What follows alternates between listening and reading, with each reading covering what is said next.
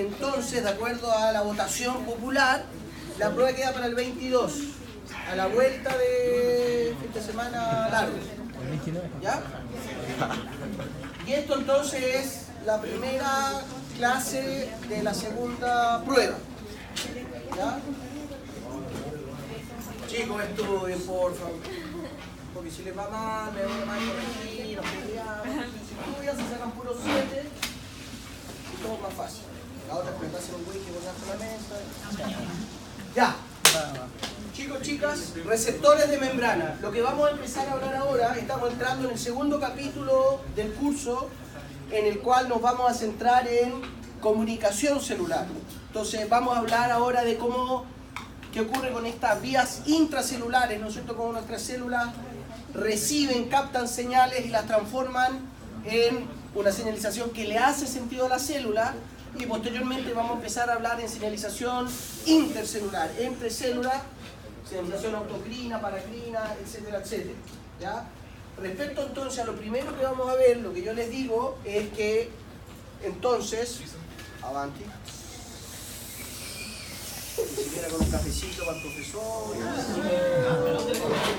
café Santiago, entonces recuerden, atentos con esta materia, porque van a ver que es esencial para entender todo lo que es terapia farmacológica, básicamente, porque descansamos en lo mismo, ¿no es cierto?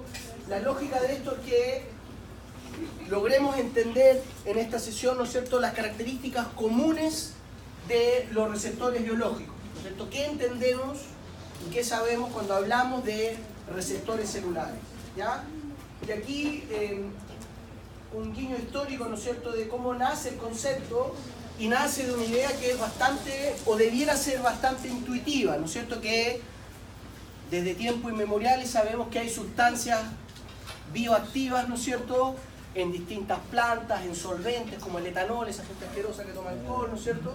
Si las sustancias tienen un efecto en nuestro cuerpo, es porque hay proteínas que reciben esa señal y generan una modificación de las funciones celulares.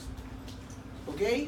El caso, esto lo estudió, ¿no es cierto?, un químico inglés, John Newport Langley, que él estableció una teoría que se conoce como la teoría del receptor químico. Estamos hablando un poco más de 100 años atrás, y él, al igual que yo, trabaja en la neurobiología de la nicotina, y él dijo, bueno, si la nicotina, este alcaloide que es el principio activo del tabaco, genera efectos sobre nuestro cuerpo, es porque tiene que haber en nuestro cuerpo una sustancia endógena que reciba la nicotina. Y de ahí nace el concepto de receptor, ¿no es cierto? Es quien recibe una señal externa y que va a gatillar una respuesta. Y esto es lo más relevante, la característica de un receptor celular, ¿ya? Que genera una respuesta celular, que genera un cambio en la célula. Porque sabemos que hay muchas proteínas y otras macromoléculas biológicas que son capaces de unir sustancias. Pero si no generan una respuesta celular, no las llamamos receptores. ¿Ok? Entonces la principal característica de los receptores es que la unión de un ligando va a gatillar una respuesta. ¿Ok? Y las características, esto lo sabemos desde muy temprano, ¿no es cierto?, de las distintas sustancias que existen, que los receptores tienen un alto grado de especificidad. Es decir, dada la naturaleza química de las interacciones, son interacciones electrostáticas entre el ligando, el agonista y el receptor, sabemos que eso es muy específico y eso le confiere, ¿no es cierto?, una gran abanico de posibilidades de respuesta teniendo distintos tipos de receptores. ¿Ya? Entonces, como les digo, la característica en general, intuitivamente siempre hablamos de receptores de membrana, pero tenemos receptores nucleares, etcétera, etcétera, siempre la misma dinámica. Es un complejo que va a ser capaz de, ¿no es cierto?, unir a través de enlaces electrostáticos, y son enlaces relativamente débiles y por lo tanto es una naturaleza reversible, y la unión del agonista se llama el ligando que genera una respuesta, ya vamos a definir eso, genera un cambio conformacional en este receptor tal que gatilla la respuesta en la célula. ¿Ya? Entonces, por definición, vamos a decir que los receptores son componentes macromoleculares, generalmente son complejos proteicos multiméricos, que se caracterizan por lo que habíamos mencionado, la unión selectiva de una señal, de un agonista, de un ligando, y que a través de los cambios conformacionales que en ella se gatillan, ¿no es cierto?, tiene efectos fisiológicos específicos que acompañan dicha unión. Los efectos fisiológicos son la respuesta, evidentemente, ¿ya? Y dentro de los receptores celulares, y nos vamos a concentrar principalmente en los receptores de membrana, ¿no es cierto?, tenemos grandes familias de receptores. Unos que son conocidos como los receptores ionotrópicos, que es sinónimo de canales activados por ligando. Es decir, el ejemplo arquetípico es el receptor nicotínico acetilcolina en la sinapsis neuromuscular. ¿No es cierto?, que tenemos una motoneurona que libera acetilcolina y en el músculo hay receptores nicotínicos de acetilcolina, que básicamente se le une la acetilcolina, tiene dos sitios de unión, el canal se abre y genera la entrada de sodio o calcio, dependiendo qué tipo de receptor nicotínico, y eso genera la despolarización de la fibra muscular. ¿Ya? Entonces esos son los receptores ionotrópicos o canales activados por ligando, que no le vamos a dar mucho bombo porque como ya hablamos de los canales activados por voltaje, es esencialmente lo mismo. Es decir, si antes decíamos que una despolarización de la membrana generaba un cambio conformacional tal que se abría el canal, ahora es la presencia de un agonista liberado, por ejemplo, de la motoneurona, que genera el cambio en el receptor nicotínico que permite la entrada de sodio. Y este sería el equivalente fisiológico a cuando nosotros hemos mencionado muchas veces que tenemos una célula y que le inyectamos corrientes positivas, ¿no es cierto?, que si son supraumbral gatillan un potencial de acción. Esto es lo fisiológico. Tenemos una motoneurona que tiene una liberación basal de acetilcolina y genera una respuesta a un potencial local, como vimos la mañana, que no alcanza a ser un potencial de acción. Pero esto es el equivalente al estímulo eléctrico que hacemos artificialmente. Y si, por ejemplo, en el caso de la vía córtico-espinal, yo voluntariamente quiero mover un brazo, eso se traduce en una descarga de potenciales de acción que viajan por este axón, que se libera una gran cantidad de acetilcolina, que reclutamos y activamos un montón de receptores nicotínicos de acetilcolina, y esa tremenda corriente de sodio ahora genera una polarización supraumbral que gatilla el potencial de acción y todo lo que ustedes saben. ¿Ya? Principal característica de los receptores ionotrópicos o canales activados por voltaje, respuestas muy rápidas y que impactan directamente en la excitabilidad celular. Otro grupo importante de receptores son los receptores metabotrópicos. Ionotrópicos, que tienen que ver con iones, metabotrópicos, que involucran el metabolismo celular. Y dentro de los receptores metabotrópicos tenemos dos grandes familias. En particular, la superfamilia de proteínas más grande que se conoce en términos de diversidad son los receptores asociados a proteína G, que seguro que lo tienen que haber visto en base de Roux, ¿no es cierto? Estos son proteínas, ¿no es cierto?, de membrana que la unión del agonista genera un cambio conformacional que activa una proteína G, que a su vez activa una enzima que genera un cambio en los segundos mensajeros. De eso vamos a hablar, ¿ok?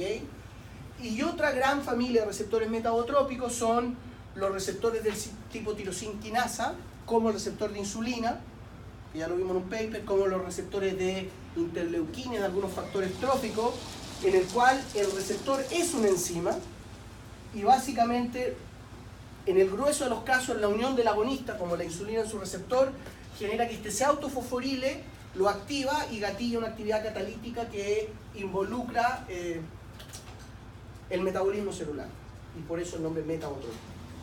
Y característica de los receptores metabotrópicos comparativamente con los ionotrópicos son respuestas más lentas. Recuerden que en general las respuestas de los canales son muy rápidas, pero son mucho más complejas, involucran más componentes del sistema y pueden ser de larga duración.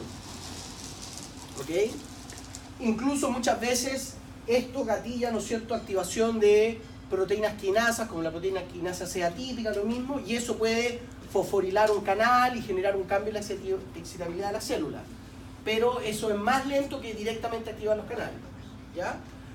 Y el cuarto grupo de receptores, que formalmente no son receptores de membrana, son receptores nucleares, ¿ya? Y los receptores nucleares se llaman así porque la unión del ligando lo que genera es directamente la activación de un patrón de expresión génica. Y vamos a hablar en un par de clases más de señalización hormonal, pero la característica de los receptores nucleares es que el agonista, ¿no es cierto?, la señal que lo activa es liposoluble, atraviesa la membrana, y dentro de los receptores nucleares tenemos dos mecanismos. Uno en cual el receptor es una proteína citosólica y que la unión del agonista promueve la migración de esta proteína citosólica a través de los poros nucleares directamente al genoma y afecta la expresión génica. Y la otra variante es que el agonista directamente se une a un factor de transcripción, el cual es un receptor. Se leyeron ya el paper de la lipocalina, ¿no es cierto? A mañana. ¿Sí? Algo bueno. Ah, el de la vasopresina, estoy cambiando. Se salvaron, ya, no he dicho nada. Pero por ejemplo, en las hormonas sexuales, de las más estudiadas, los estrógenos, el 17 beta estradiol, es, ¿no es cierto?, una hormona esteroidal que atraviesa la membrana, y el receptor, que se conoce como receptor alfa de estrógeno, el clásico receptor de estrógeno en los caracteres sexuales secundarios femeninos, es un factor de transcripción que está unido en el genoma y está con un correpresor. Entonces, que es lo clásico, yo ya se lo he mencionado, es muy habitual en los sistemas biológicos, en vez de prender y apagar los sistemas, es tenerlo prendido pero frenado. Entonces tenemos el receptor de estrógeno, que es lo mismo que un factor de transcripción, por si no han visto en genética, y lo que hace el estradiol es desplazar el correpresor y genera un patrón de expresión génica que puede durar decenas de años, desde, qué sé yo, los 13 años cuando comienza la pubertad, o 12, lo que sea, hasta cuando se da la menopausia, la andropausia en los hombres, mucho tiempo. ¿Sí? Entonces, de nuevo, evidentemente los receptores nucleares son los más complejos de todos porque pueden gatillar, a veces pueden ser respuestas simples, pero pueden gatillar un patrón de respuesta bastante complejo, ¿ya? Pero ciertamente todos los receptores lo que generan es, a través de la dinámica de unión, un cambio, una respuesta fisiológica, ¿ya? Si es una proteína que une un ligando y no genera una respuesta, va a ser una proteína de adhesión, una presentadora de antígenos, lo que sea, pero no un receptor, ¿ya? Bueno, ¿y cuáles son las propiedades comunes a todos estos receptores? Recuerden que siempre es una característica del enfoque de la ciencia, ¿no es cierto? Es un pensamiento deductivo, vamos desde lo general y vamos viendo lo que ocurre en el resto de los casos, ¿no es cierto? Diga. ¿Agonistas y ligandos son lo mismo? Son casi lo mismo, lo vamos a ver, pero le respondo dado que lo preguntó. El ligando es cualquier sustancia que se une al receptor. Ligar, unir. Si ese ligando genera una respuesta, es un agonista. Si ese ligando se une pero no genera una respuesta, puede ser un bloqueador, o un agonista silente, o un regulador alostérico. ¿Ya? Entonces, vamos a elaborar sobre eso, pero en rigor uno habla de agonista cuando es un ligando que genera una respuesta. ¿Ya? Y aquí lo que hay que considerar es lo que se conoce como la ecuación general de la farmacodinámica. Esto probablemente lo van a ver con mucho más detalle en farmacología, pero es una ecuación espantosamente simple que probablemente la han visto cuando vieron enzimología, qué sé yo, ¿no es cierto? Que es la lógica de un receptor activado, ¿no es cierto? Lo que define la respuesta del receptor es la capacidad del agonista de activarlo. Entonces, lo que realmente no... Aquí generalmente la nomenclatura, de hecho, viene en la farmacología de droga y receptor, pero la D sería un ligando. ¿Ok? Entonces sabemos que si el receptor tiene sitios de unión para un ligando, qué sé yo, tiene, imagínense, una grieta, la proteína que tiene cargas negativas y el ligando tiene cargas positivas, ahí evidentemente tenemos un potencial de formación de lo que se conoce como el complejo ligando-receptor. ¿Ok? Y la concentración de complejo ligando-receptor, que es sinónimo de la concentración de receptor activado, si y solo si este ligando es un agonista, nos va a determinar la respuesta. Y aquí entonces, además podemos determinar las cinéticas de formación del complejo, de disociación, etcétera, etcétera. Estas cosas se supone que las han visto, ¿sí? Entonces no nos deberíamos pelear mucho, Pero lo que yo les quiero recordar es que básicamente, ¿no es cierto? Aquí el modelo, lo que se conoce como el modelo de ocupancia del receptor, de cómo ocurre esta unión, descansa en el movimiento browniano, este movimiento térmico de las moléculas. Entonces recuerden que cualquier molécula, uno lo puede pensar incluso en las moléculas que forman la mezcla, el aire, ¿no es cierto? El oxígeno, el nitrógeno, tienen un movimiento inherente, están todo el rato moviéndose. Y de hecho las colisiones que generan las moléculas de oxígeno, nitrógeno que hay en el aire, son las que generan la presión atmosférica, ¿no es cierto? Lo mismo ocurre en una solución acuosa. Esto, de alguna manera, lo que está mostrando es, estos son simulaciones computacionales del movimiento de una partícula en solución, ¿ok? Que se mueve estocásticamente, de una manera aleatoria que no podemos predecir, ¿ok? Entonces le damos un tiempo t, tau, y podríamos determinar que en ese tiempo, imaginémonos que este tiempo es 3 segundos, en 3 segundos el movimiento neto de esta partícula fue este vector, de aquí hasta acá. Pero se movió, ¿no es cierto? No podemos predecir cómo se va a mover. Pero si tuviésemos acá, en vez de una partícula, aquí tuviésemos 1000 partículas, podríamos ver empíricamente que ese movimiento aleatorio genera un movimiento desde la región de mayor concentración hacia la de menor concentración. Y capaz que de esas 1000 moléculas, capaz que una tenga un movimiento neto cero y vuelva a estar ahí. Pero por probabilidad, de esas 1000 moléculas que están en una región muy acotada, las vamos a encontrar uniformemente distribuidas en la distancia. ¿Ya? Y cuando tenemos varias partículas, la posibilidad que dos partículas se encuentren va a depender de la cantidad de partículas que haya. Mientras más concentrada, mientras mayor mol de sustancia haya por este contenedor, mayor chance hay de que, en este caso, un receptor colisione con un ligando, ¿no es cierto? Y en eso descansa básicamente la lógica de el efecto dosis dependiente. Si yo incremento la concentración de, qué yo, epinefrina, yo le agrego más epinefrina a un paciente, la posibilidad que esa cantidad de epinefrina colisione con un receptor beta-adrenérgico en el corazón es mayor. ¿Sí? Es solamente probabilidad de encuentro entre dos partículas. ¿Ok? Y se entiende esa lógica, ¿no es cierto? Y entonces, ¿qué es lo que hace? Un poco apuntando... Doria, ¿sí? ¿Qué es lo que hace finalmente que se gatille una respuesta? Es la dinámica que se da entre este ligando y receptor. Entonces, en este esquema, creo que es del Albert, lo que nos está mostrando es, imaginémonos que esto es el receptor y estos son distintos ligandos. ¿Ok? Entonces tenemos distintos ligandos que son capaces de unirse con nuestro receptor.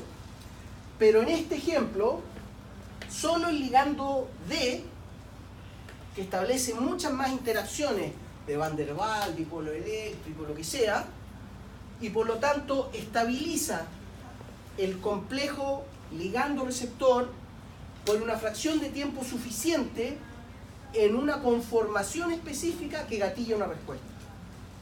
Esa es la lógica. Y esto es importante tenerlo presente porque usted, de nuevo, esto ahora lo vamos a visorar, pero en farmacología le van a dar duro.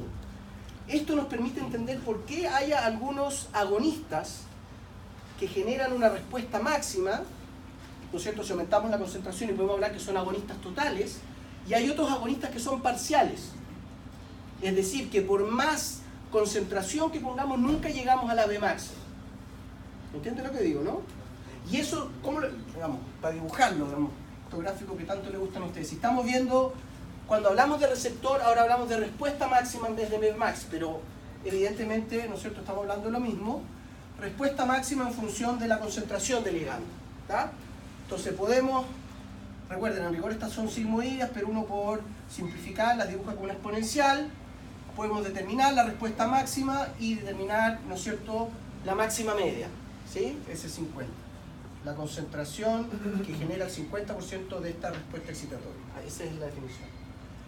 Y existen otro tipo de ligandos, ligando prima lo voy a poner, que por más concentración que pongamos, incluso pueden tener más potencia. Es decir, necesito menos concentración de este ligando B que el D para generar una respuesta. Pero nunca voy a llegar a tener una respuesta máxima. Porque si bien esta unión se logra con muy pocas concentraciones del ligando B, nunca lo estabiliza el tiempo suficiente y en la conformación necesaria para que gatille una respuesta. ¿Se entiende? Entonces, en el modelo de ocupancia del receptor, y ustedes lo van a ver, es muy importante cuando uno habla incluso de la eficacia, la potencia, referirse al receptor y al agonista que estamos hablando. ¿Ok? Y en esta dinámica, entonces, algo que actualmente se hace mucho con modelamiento molecular, uno puede llegar a analizar el sitio ortostérico, ¿no es cierto? El sitio ortostérico, ¿no es cierto? El sitio de unión al receptor a nivel sin precedentes. Digamos, estamos llegando a una escala subatómica. Realmente se puede determinar incluso a nivel de los anillos aromáticos, de los residuos que están recibiendo, pero aquí lo que realmente importa que ustedes avisoren, ¿no es cierto?, es que esta dinámica de interacción entre ligando y receptor es altamente específica. ¿Ok? No solo en términos de cargas positivas y negativas que se unen, sino que incluso volumétricamente, estéricamente, como se llama, la estereoespecificidad. ¿Ya? Es decir, que no solo tiene que haber un grupo de hidroxilo que se acompleje con una amina positiva, sino que además tiene que ser justo en el recoveco, en la grieta que está presente en esa proteína. Como una analogía que es muy simple pero muy decidora, es, ¿no es cierto?, una llave y una cerradura. Tiene que ser muy precisa para que encaje bien y que esa copia tenga la eficacia de abrir la cerradura. ¿Ok? Entonces, cuando hablamos del complejo ligando-receptor, ¿no es cierto?, sabemos que el efecto del ligando, por lo tanto aquí sí estaríamos hablando de un agonista, va a ser directamente proporcional al número de receptores ocupados. ¿Ya? Entonces, en los modelos biológicos, si bien sabemos que el N, el número de receptores, puede variar en términos de dinámica de translocación, internalización, bla, bla, bla, pero la dinámica rápida, ¿no es cierto?, la homeostasis momento a momento, lo que varía es el ligando. Qué sé yo, la descarga de la motoneurona sobre la fibra muscular, por ejemplo. La liberación de vasopresina, ese sí que es el paper, ¿no es cierto?, y aumenta un poquito, ¿no es cierto?, aumenta la osmolaridad, se libera más vasopresina, hay más vasopresina y va a ocupar más receptores B2 en el túbulo distal colector titirito. ¿Sí? Entonces, la respuesta siempre va a ser proporcional a cuánto complejo ligando-receptor se generó y que esa respuesta finaliza cuando se disocia el complejo. Porque recuerden, la característica de estas uniones entre el agonista o el ligando y el receptor es que son interacciones débiles, por lo tanto son fácilmente reversibles. Entonces, el ligando entra en el sitio ortostérico, interactúa, la compleja, cambia la conformación y sale. ¿Ok? Y cuando sale, se acaba la respuesta. Aunque vamos a ver que eso no es necesariamente cierto, pero estos son los clásicos, ¿no es cierto?, es parte del decálogo de la farmacología. Y aquí lo otro, bueno, de nuevo, esto ya lo hemos visto, pero es para seguir reforzándolo. Recuerden que aquí los dos conceptos claves son la afinidad, o la potencia, y la eficacia. De nuevo, la afinidad solamente nos habla de la capacidad que tiene el ligando y el receptor de formar el complejo. La eficacia es que ese complejo genere una respuesta. Entonces, a todos los ligandos por definición, por ligarse que se unen, le podemos determinar una afinidad. Pero no todos los ligandos tienen eficacia, porque los ligandos que llamamos bloqueadores no generan una respuesta, no tienen eficacia, evidentemente. ¿Sí? Entonces recuerden, para que no se pierdan, a la luz de lo que vi en los resultados de estos capitalinos que no cachan nada, no confundan eficacia con afinidad. Que un ligando sea muy potente, es decir, que con muy poca concentración logramos ver una respuesta, eso no nos dice nada que vaya a ser más eficaz que otro. ¿Ok? Porque la unión puede estar muy favorecida por los enlaces, etcétera, pero si esa unión no estabiliza el receptor en una conformación que gatilla respuesta, no va a ser un agonista total. ¿Sí? Entonces, afinidad y eficacia no van de la mano. Eso tiene que quedar súper claro. Y tenemos ligandos mucho más potentes pero menos eficaces, pero también hay más potentes y más eficaces. Existe toda la matriz de combinaciones porque son variables independientes. Sí, espérate que... por acá. Sí, entonces claro, existen ligandos que no son, que son afines pero no son eficaces. Pero Claro. también pueden existir aquellos que sean eficaces pero no afines. No, porque para que haya eficacia tienes que unirte al receptor. Esa es la lógica, digamos, que el receptor, lo que hace el ligando es estabilizarlo en una conformación particular que, por ejemplo, le está pegando a la proteína G. Pero en ausencia de una ligazón, y por lo tanto de un parámetro que lo podríamos, digamos, de un fenómeno que podríamos parametrizar con la afinidad, no vamos a ver eso. Entonces siempre va a haber afinidad pero no eficacia. ¿Sí? Perdón. No. Profe, tomando ese mismo ejemplo, aunque ese sea más potente que el otro, de todas formas no tiene una respuesta, ¿o sí? No, claro, tiene una respuesta. Tiene una respuesta, pero no es la máxima.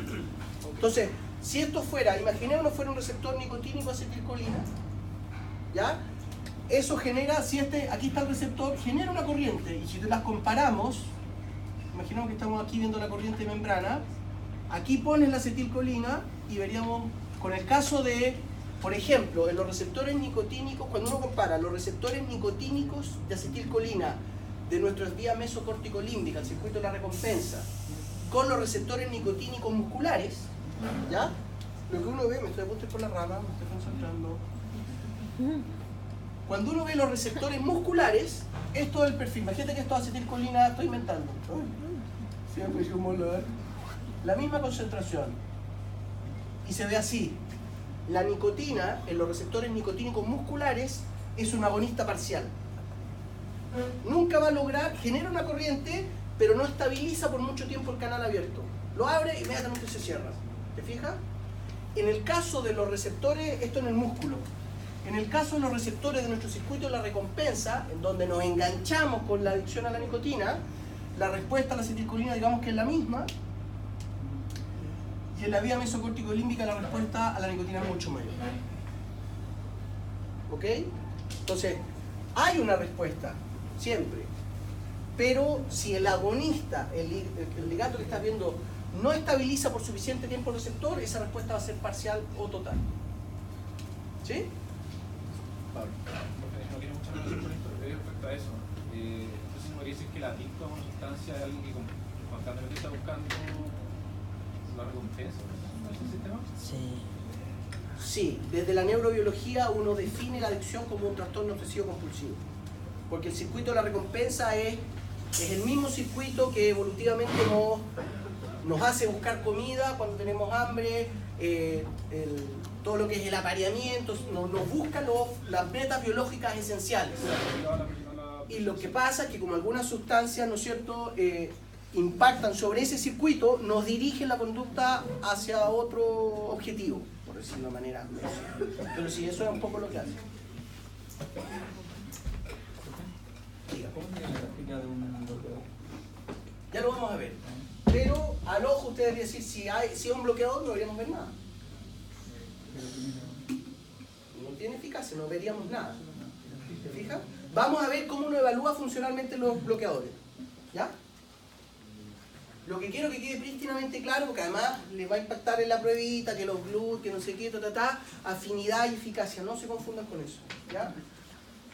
Y en ese contexto, aquí hay, recuerden que podemos también parametrizar esto solo para empezar a formalizar un poco las cosas.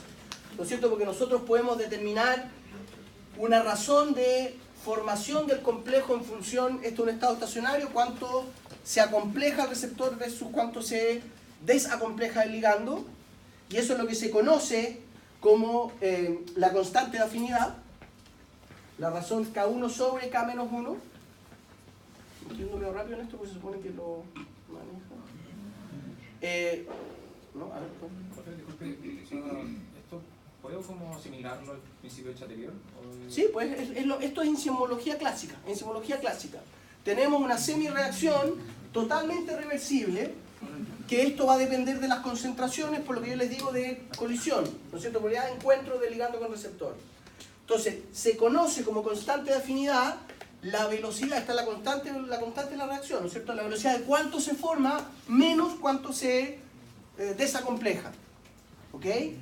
Pero la que realmente se ocupa, que puede ser contraintuitivo, la que nosotros hemos mencionado como la Km, es la constante de disociación, es decir,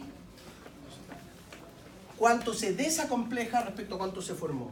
Y eso tiene, voy a simplificarlo un poco, pero tiene un aspecto práctico que es más fácil determinar en una célula, en un modelo real, cuando termina una respuesta que cuando está empezando.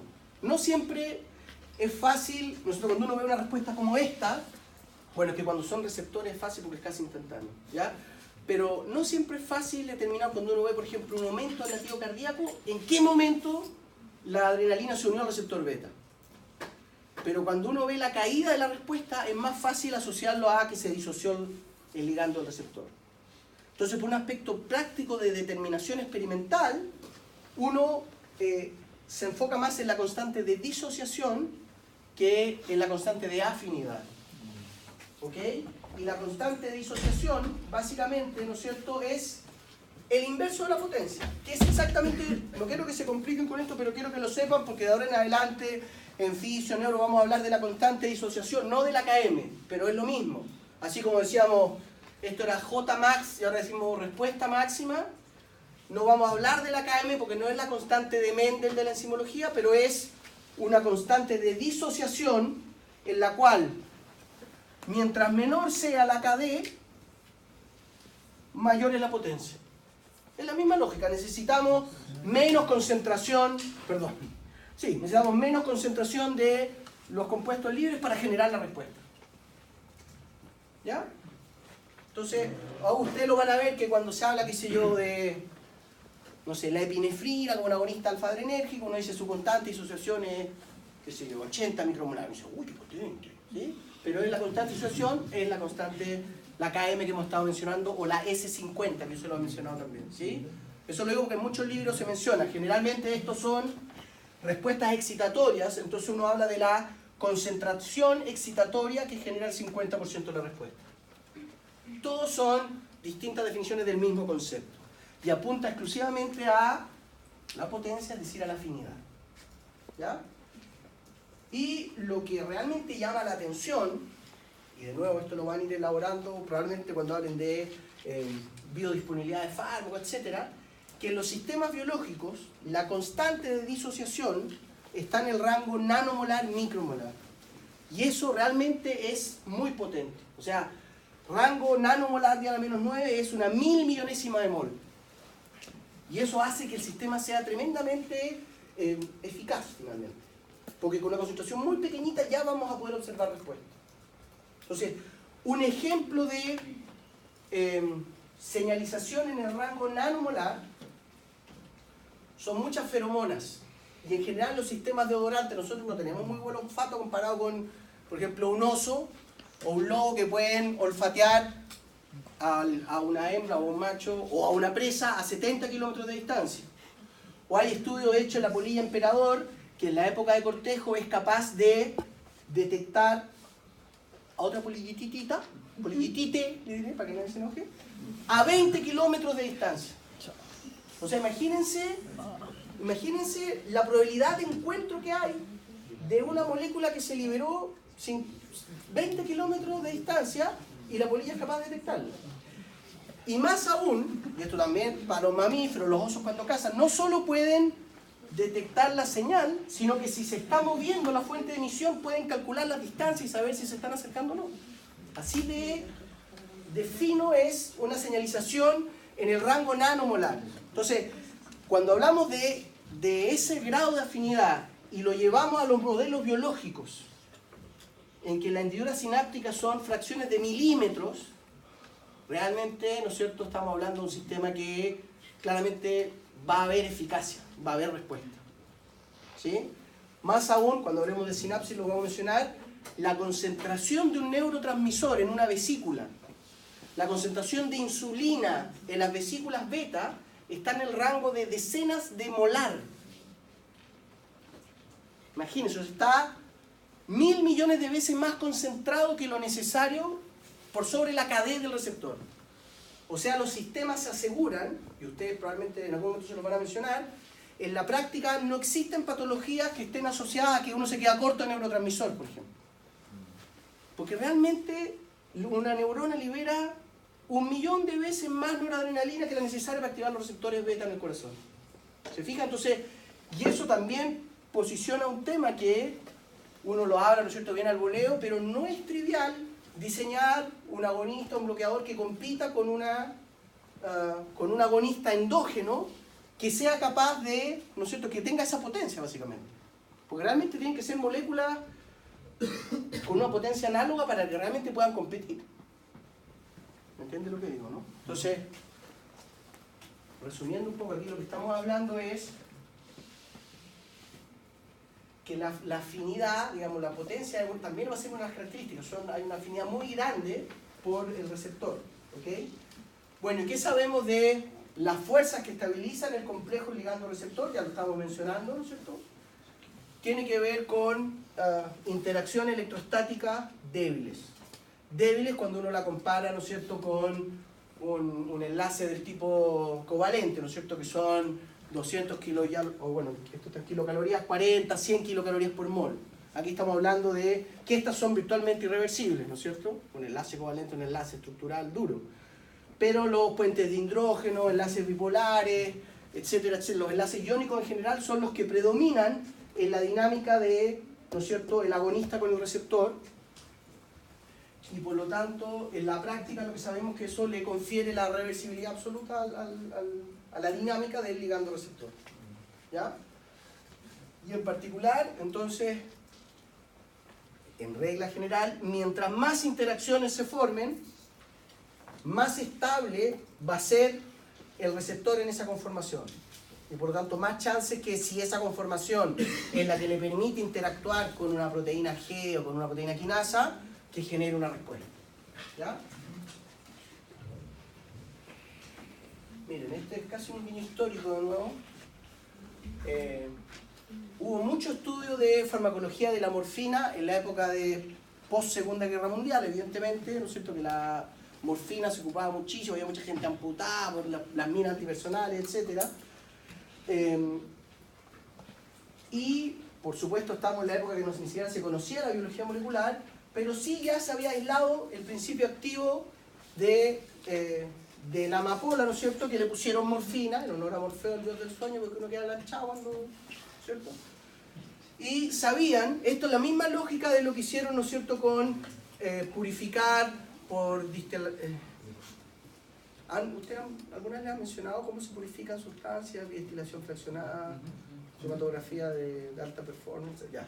Esa misma lógica se había descrito, ¿no es cierto?, que la morfina es un alcaloide que tiene, ¿no es cierto?, un ciclo planar con una amina cuaternaria, una carga positiva, y unos grupos hidroxilos que confieren interacción electrostática. Y por lo tanto, se especuló, se dijo con la misma lógica de la primera diapo que yo les mostré, que si hay una sustancia que tiene un efecto, en este caso anestésico, tiene que haber un receptor endógeno. Lo que causaba mucha revuelta, pero ¿cómo esto, una sustancia más adictiva, cómo hay un receptor?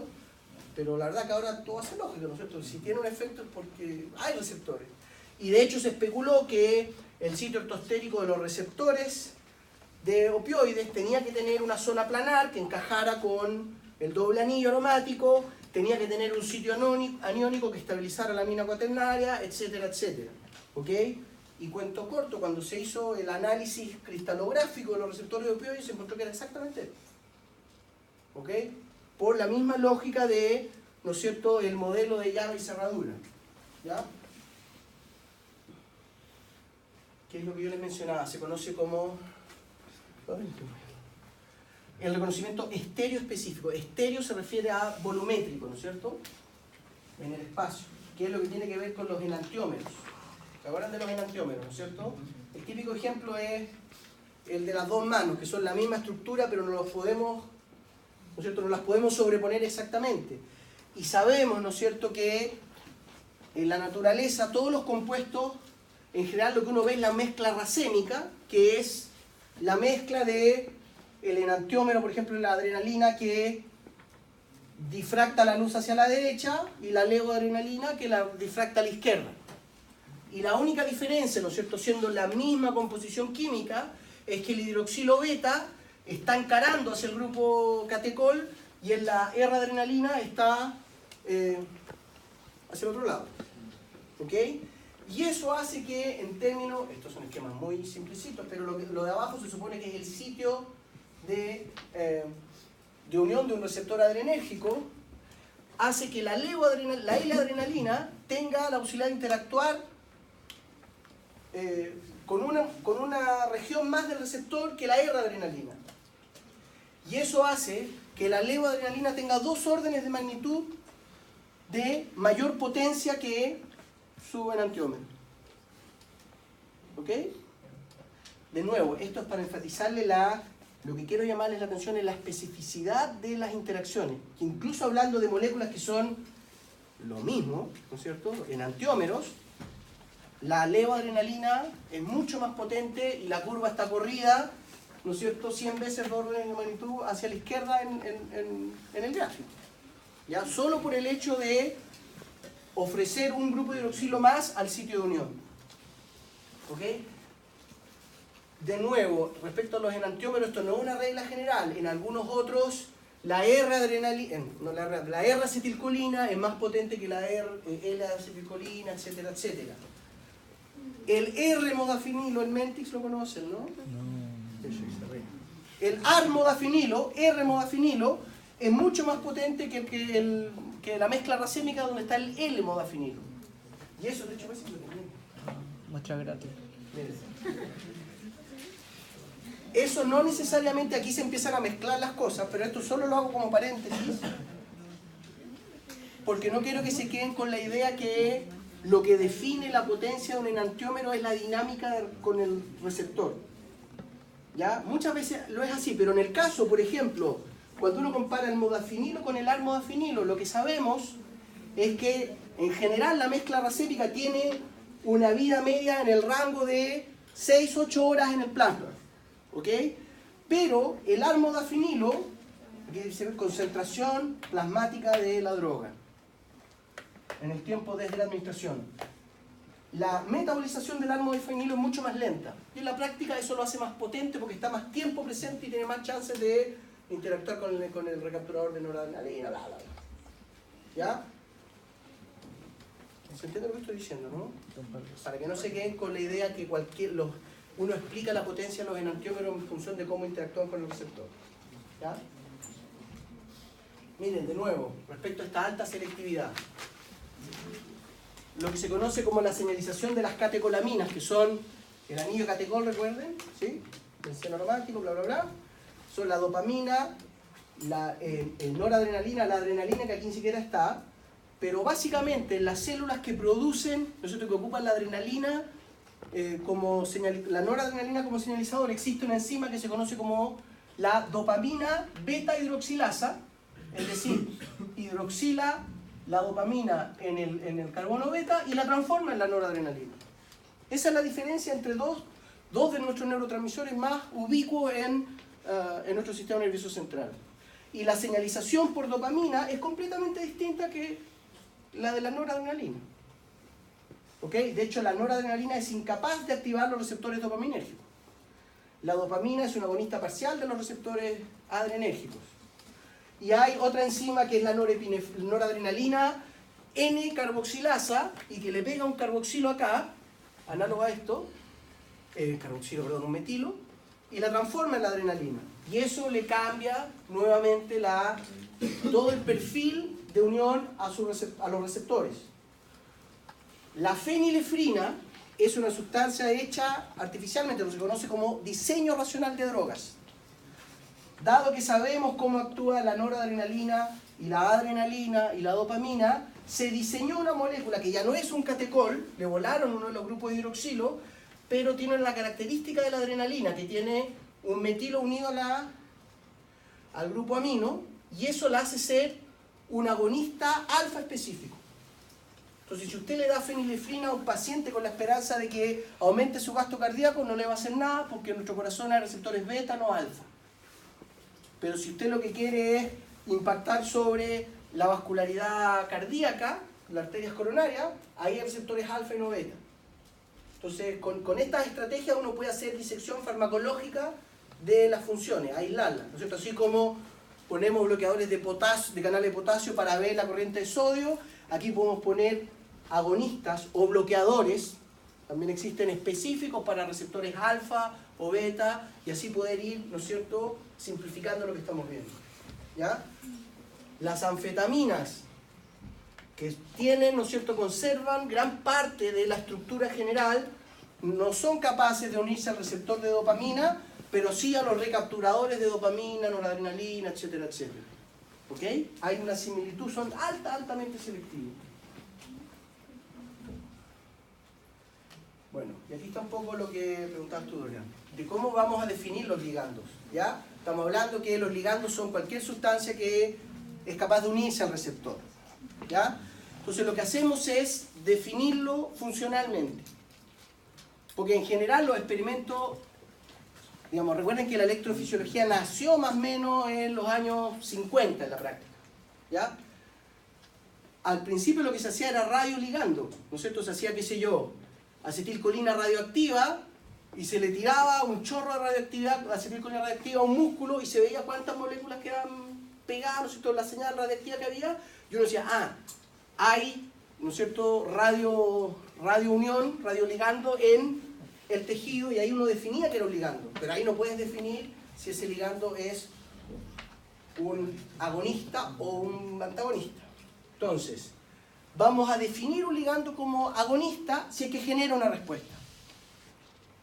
¿Tá? Y los agonistas entonces pueden ser totales o parciales.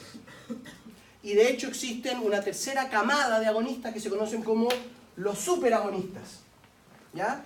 Entonces, en general, el agonista total es el agonista endógeno. Por ejemplo, en la sinapsis, lo que estamos hablando aquí, en la sinapsis, que los receptores son los receptores nicotínicos de acetilcolina, la acetilcolina define el agonista total. Ella define el 100% de la respuesta. ¿Ya? Entonces, en los receptores nicotínicos musculares, la acetilcolina define el agonismo total y la nicotina es un agonista parcial.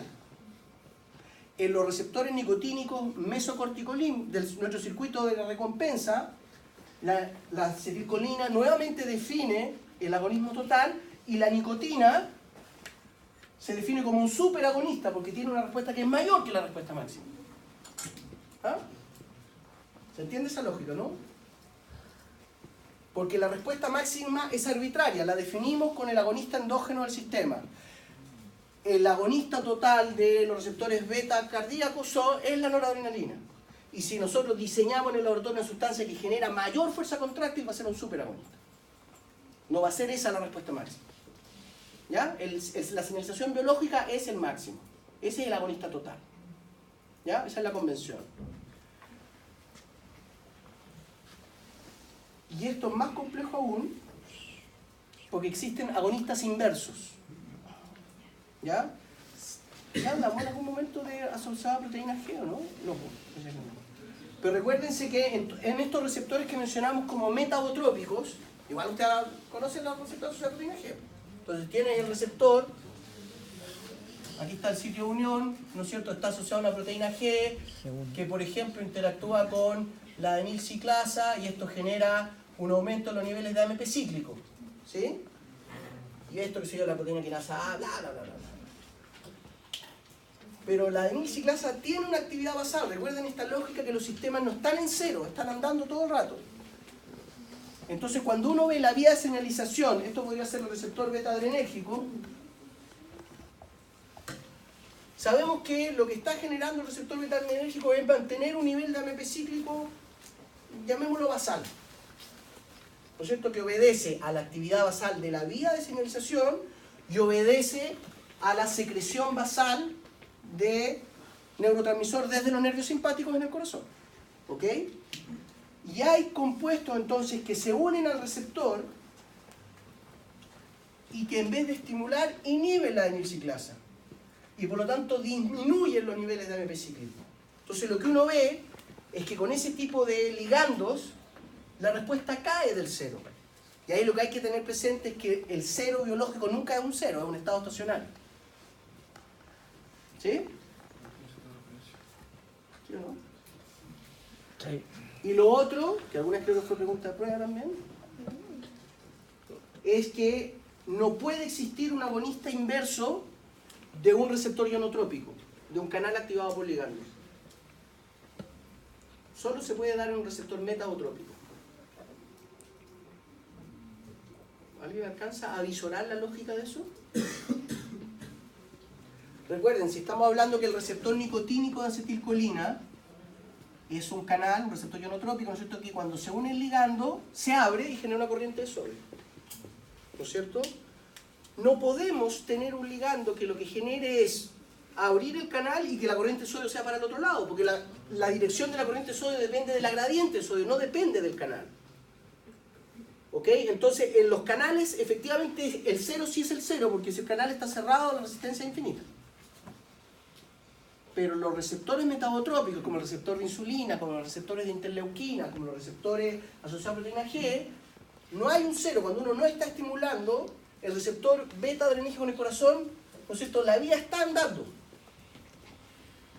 ¿Ok?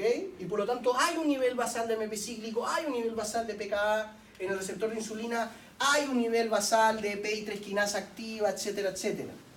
Y pueden haber agonistas, ligandos que formalmente activan el receptor, pero lo activan en una conformación que inhiben esa vía de señalización.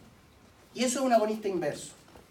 Hay muchos antihistamínicos, los clásicos que uno ingiere, ¿no es cierto?, para la alergia, que no son bloqueadores de los receptores de histamina, son agonistas inversos. ¿Ok? Y lo que preguntaba, no me acuerdo quién, ¿cómo se observa un antagonista? El antagonista, uno le tira, ¿no es cierto?, la sustancia al compuesto, al receptor, y no ve respuesta. ¿Ok? Y aquí ya vamos a elaborar una idea porque el que se conoce como antagonista neutro, que es un poquito redundante, es lo que formalmente es un bloqueador. ¿Ya? Si yo le pongo un bloqueador al receptor nicotínico o el tetraetilamonio en el canal de potasio, se pega al canal, bloquea el poro, pero no genera ningún tipo de respuesta, ¿no es cierto? Esa es la lógica. Entonces no vamos, agregamos ligando y no se ve una respuesta. Entonces definimos ese ligando como un bloqueador. ¿Ok? ¿Se entiende esa lógica, no? Sin embargo, y esto quiero que lo elaboren para que lo piensen un poquito, un agonista parcial puede ser un antagonista de un agonista total. Y eso ha sido pregunta a prueba. Explique por qué un agonista parcial se comporta como un antagonista funcional de un agonista total. Será como una trabalengua. ¿Ya? O sea, creo que se me ocurre algo, pero vendría siendo porque el agonista parcial vendría siendo más afín que... No, la afinidad no tiene que ver con la eficacia. No confundan la afinidad con eficacia. El agonista parcial puede ser más potente, menos potente, etc. El agonista parcial lo ocupan los receptores al agonista total. Fernando. Miren, esa es la lógica, ¿ven? Como dice Fernando. Si estamos registrando una célula y tenemos, qué sé yo, 6 receptores. Es el número total, el N total de receptores de la célula. Y si agregamos un agonista total, vamos a tener una respuesta de esta magnitud en todos los receptores. Y la respuesta total va a depender de ese N. Va a ser eso por 6. ¿Sí? Tenemos 6 receptores, vamos a tener esta respuesta 6 veces. Esa es la respuesta total de la célula. ¿Sí? Si yo agregase un bloqueador, ¿ya? Que hacemos el experimento primero con el agonista, el total. Obtenemos esto. ¿Se entiende lo que estoy diciendo, no es cierto? En otro experimento, esta es la sustancia, llamémosla agonista total. Tenemos otra sustancia que la empezamos a agregar sin agonista total, agregamos altas concentraciones y vemos que no pasa nada. a priori la definimos como un bloqueador. ¿Sí? Si ponemos, por ejemplo, la mitad, una concentración máxima media del bloqueador, bloqueamos la mitad de los receptores y después la respuesta al agonista total sería por 3. Porque solo hay 3 disponibles porque los otros 3 están bloqueados. ¿Sí? Eventualmente, si seguimos aumentando la concentración del bloqueador, bloqueamos completamente esta respuesta cuando esto se multiplique por 0. ¿Sí? Ahora, si esta sustancia es un agonista parcial, lo que estamos teniendo es que su respuesta es más pequeñita que el agonista total. Por lo tanto, cuando comparamos la respuesta, vamos a tener una respuesta que es, en la situación original con el agonista total, esta respuesta por 6, y con el agonista parcial, esa respuesta por 3 más esta respuesta por 3. ¿Sí? Y por lo tanto, si sumamos esto y esto, nos da una cosa así, estoy inventando, pero esto 6 veces es una cosa así. Por lo tanto, está antagonizando al agonista total. ¿Sí, no? ¿Lo ven? Vamos a elaborar un poco más sobre esto. Lo que quiero que les quede claro es que uno define funcionalmente los ligandos. Si genera respuesta, si hay eficacia, es un agonista. Total, parcial, superagonista, inverso. Si no se genera respuesta, bloqueador. Esa es la variante más simple. ¿Ok? Y antagonista neutro es lo mismo que bloqueador. ¿Sí? Vamos a dejar, no sé. Bla, bla, bla, lo mismo, esto para que tengan el, ¿no es cierto? Lo que yo les mencionaba de los agonistas parciales, ¿entienden entonces que el agonista parcial, como impide que los receptores tengan la respuesta total, antagoniza a la respuesta, ¿no? Por ejemplo, en la adicción a la nicotina, el tabaquismo, ¿no es cierto? Por muchos años se ha tratado de buscar fármacos, en general se asume que la adicción a la nicotina es la adicción más fuerte que existe. Es la sustancia más difícil de dejar de consumir. Más que la heroína, más que la cocaína, etcétera, etcétera. ¿Ok? Generalmente uno confunde la potencia adictiva con el daño que genera a nivel sistémico, ¿ya? Pero generalmente es el componente conductual de no lograr dejar de consumir a pesar de los efectos adversos. ¿Ok? Y por mucho tiempo en las terapias farmacológicas contra el tabaquismo se ocupaban bloqueadores de receptores nicotínicos. Que es una lógica impecable. Si te tomas un bloqueador de receptor nicotínico, la nicotina no ejerce su efecto y por lo tanto, etcétera, etcétera. Pero, voy a simplificar un poco para no irme tanto por las ramas, eso finalmente genera un problema de ansiedad porque uno no tiene el efecto esperado. ¿Ok?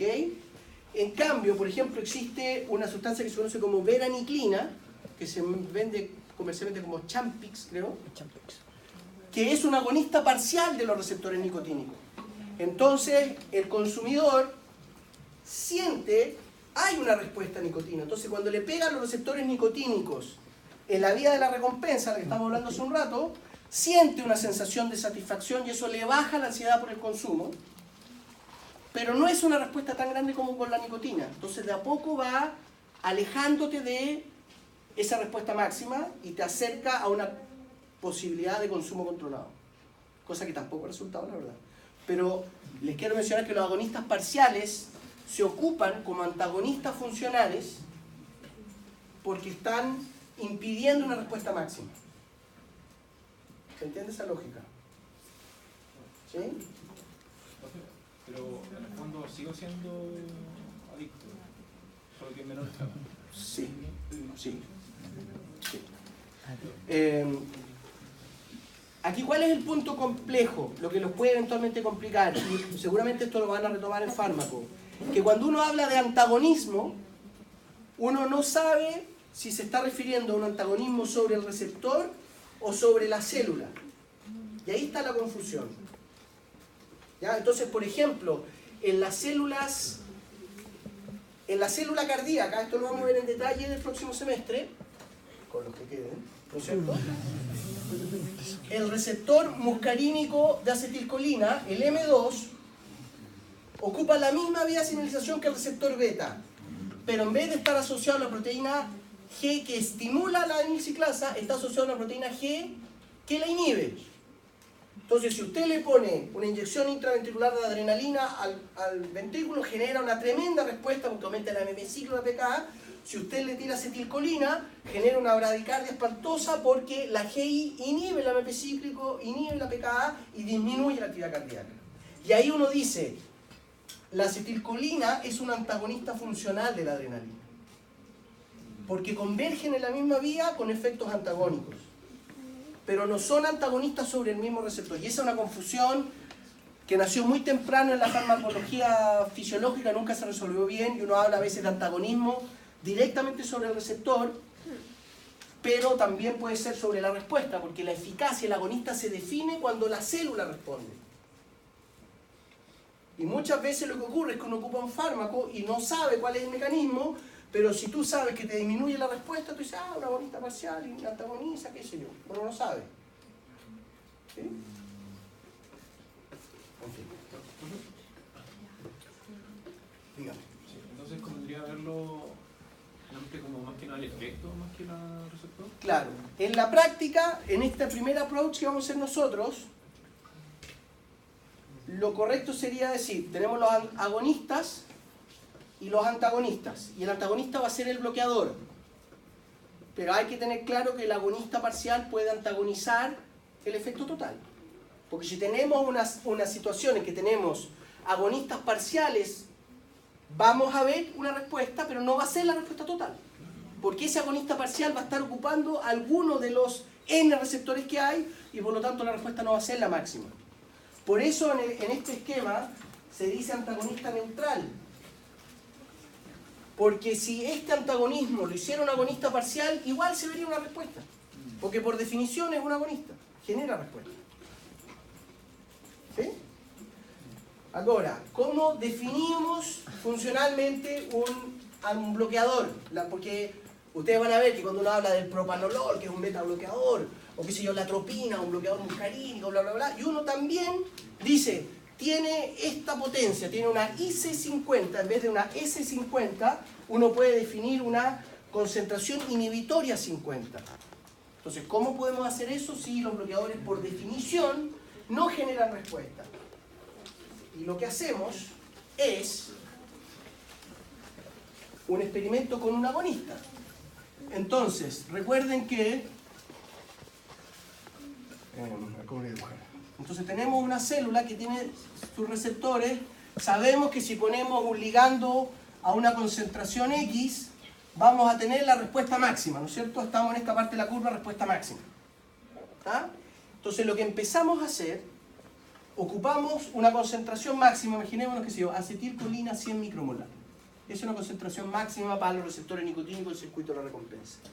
Y yo empiezo, hago ese experimento, defino que esta es la respuesta máxima. Después, antes de agregar el agonista endógeno, agrego una concentración de, por ejemplo,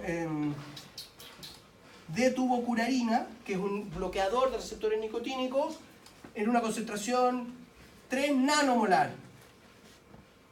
Entonces, este bloqueador, imaginemos que bloquea uno de todos los receptores nicotínicos, por lo tanto, cuando agrego mi acetilcolina, mi respuesta ya no es 100%. ¿Sí? Y si ahora agrego la tubocurarina al 100 nanomolar, bloqueo la mitad y la respuesta cae a la mitad. Y por lo tanto puedo ir viendo cuánto va cayendo la respuesta en función de la respuesta máxima original en ausencia de bloqueador, ¿no es cierto? En ausencia de bloqueador, y a medida que aumento la concentración del bloqueador, voy haciendo desaparecer la respuesta. Y por lo tanto, respecto a esta respuesta máxima, puedo definir una IC50. Entonces puedo definir la potencia del bloqueador. ¿Sí? Ahora, lo que hay que tener claro, que cuando uno habla de la constante de disociación de un inhibidor, de un bloqueador, siempre es referida a un agonista específico.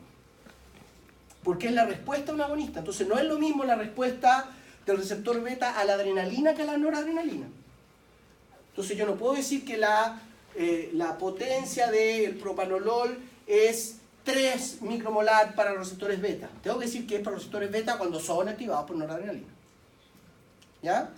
Y si yo, cuando hago este tipo, todos les queda claro, ¿no es cierto? Entonces, si yo agrego una concentración obscena del bloqueador y bloqueo todos los receptores, ahora el agonista que genera una respuesta total no genera ni una respuesta porque están todos los receptores bloqueados. Y ahí puedo decir, este es un bloqueador. Si aumento y aumento y aumento, pero esta respuesta nunca cae totalmente, ahí yo sí puedo decir que ese antagonista es un agonista parcial. Porque siempre queda algo de respuesta. ¿Sí, no?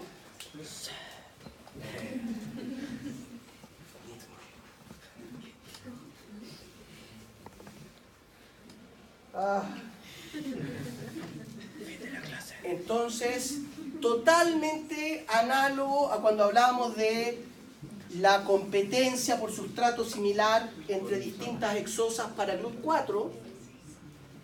En el antagonismo competitivo lo que vemos es que tenemos una clásica curva dosis-respuesta para un agonista X. Determinamos su constante de disociación, determinamos su respuesta máxima, y lo que ustedes debieran, por la misma lógica de ocupancia, que si yo repito esta curva en concentraciones crecientes del antagonista, la curva se va corriendo a la derecha. ¿Sí? Porque mientras más antagonista tenga, más receptores están ocupados y más agonista voy a necesitar para generar la respuesta. Y si llego a respuesta máxima, la lógica me indica que por ocupancia está desplazando, hay más probabilidad de que el agonista sea una y no el antagonista, y por lo tanto es competencia. ¿Sí, no es cierto? ¿Qué es lo que no entendió?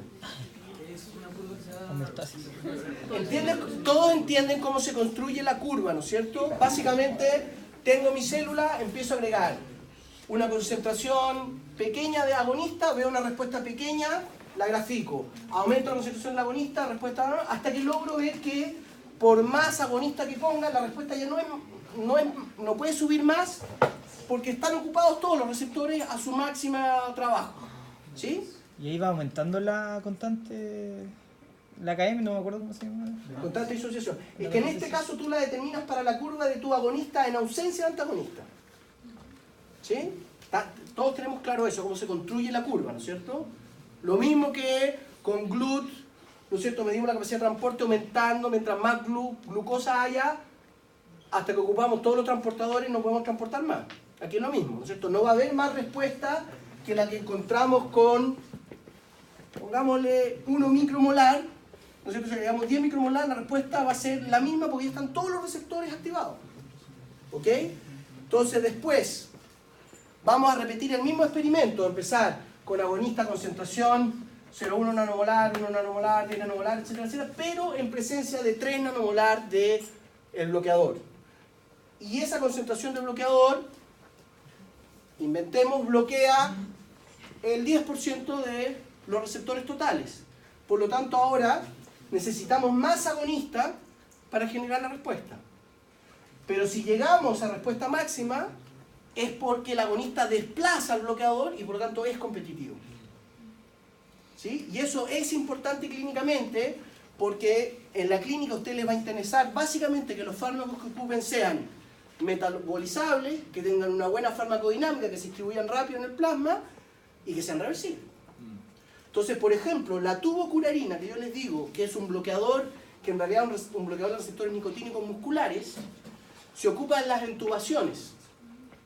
Entonces, cuando hay un problema, entonces se tiene que intubar un paciente, nosotros además tenemos un reflejo que, si nosotros tenemos algo grande, se nos contrae toda la región laringea, etcétera, porque es un reflejo protector. Entonces, la tubocurarina, al bloquear la sinapsis, la borra de la sinapsis muscular, relaja el tono muscular. Entonces es fácil intubar al paciente y después con que uno le diga al paciente que haga el reflejo de deglutir, eso genera que haya acetilcolina que se libera en esta zona y la acetilcolina desplaza a curares y se recupera completamente la señalización endógena. ¿Ya? Entonces, generalmente cuando aparece un nuevo fármaco con potencial clínico, lo primero que te dicen, muéstrame el desplazamiento de la curva y llega a respuesta máxima. Eso con digamos, tu bloqueador con el agonista endógeno para mostrar que efectivamente hay reversibilidad. ¿No es cierto? Si no es competitivo, siempre existe la chance que el receptor quede estable con una conformación que no responde, por lo tanto el sistema puede, ¿no es cierto?, quedar más vulnerable. ¿Sí? Estamos listos. Vamos a terminar. Entonces, aquí de hecho saqué los receptores nucleares. La próxima clase vamos a hablar de las vías de señalización, ¿ok? Pero respecto a los receptores, entonces recuerden, por definición, esto es lo más relevante, generan una respuesta, generan un impacto en la célula, si no, no es un receptor. Y las características, ¿no es cierto?, es que la dinámica, la formación del complejo ligando-receptor es altamente específico, tanto en lo estructural, en la composición química del agonista, como en su distribución, en su conformación espacial, en lo que es el componente estérico. ¿Sí? Y eso es lo que nos permite explicar por qué algunos enantiómeros son más potentes que su análogo. ¿Ok? Las respuestas siempre van a ser saturables porque hay un N finito, ¿no es cierto?, acotado de receptores, ¿no es cierto? Por lo tanto, siempre va a tener una cinética saturada y vamos a poder determinar cuál es la ventaja de eso, una respuesta máxima, vamos a poder calcular una potencia asociada a esa dinámica, y la característica es que hay una altísima afinidad por los agonistas endógenos. ¿Ok? Eso. Estudien. Vayan a las ayudantías, piensen. ¿Ok? ¿Alguna pregunta? ¿Qué? No sé qué diga la que. Todos cumplen. Ah, no, pero eso es por la expresión del... Por definición, el agonista debería ser el que hace el 100%. Eso es por ética del gráfico. ¿Ok? Ya chicos, eso es.